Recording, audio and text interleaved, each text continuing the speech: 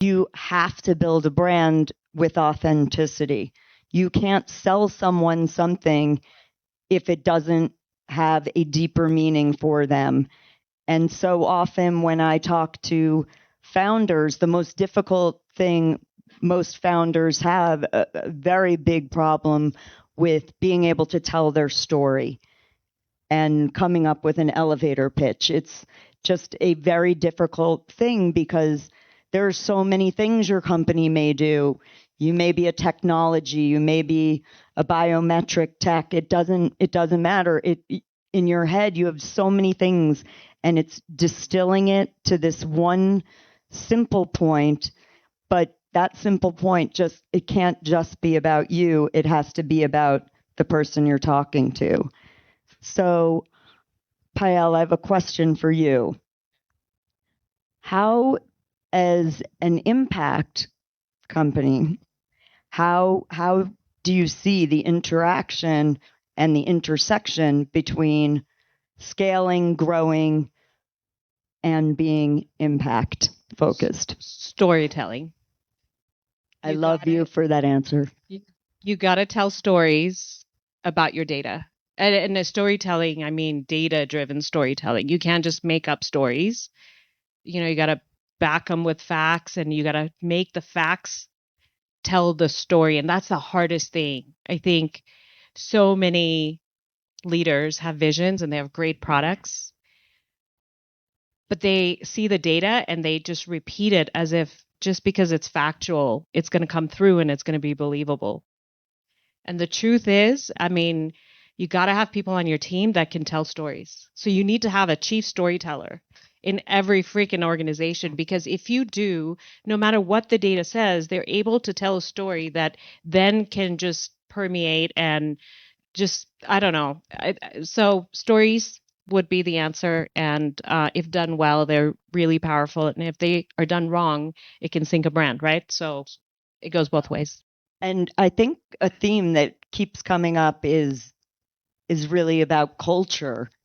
And I've worked with so many companies that we've taken from as few as 5 employees and taken them to thousands of employees.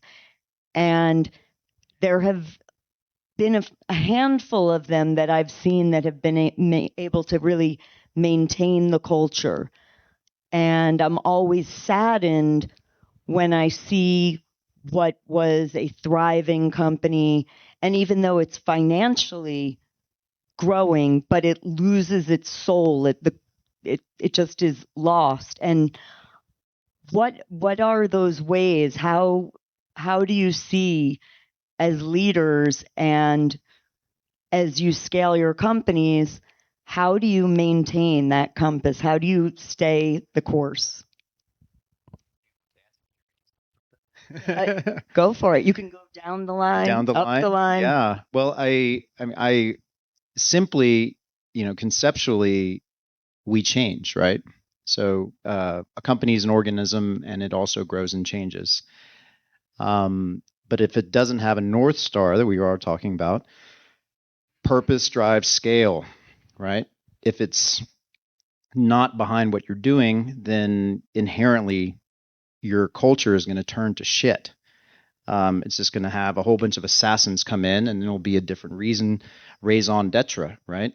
And so if you're really hardcore raison d'etre, even though the corporation, the company, or however structure you want to talk about, it will evolve and will change, right? Because a 50-person or even a 50 million revenue company versus a 500 million revenue company, the people that made that 50 million revenue company successful will likely not all be there in the 500 million version, right? Which means inherently it's going to shift.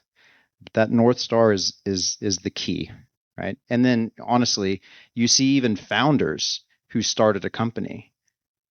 Oftentimes, I tell founders who started a company and they're there and they're wanting to scale it, that they need to leave. They're not the right person to run that company anymore. And it's okay.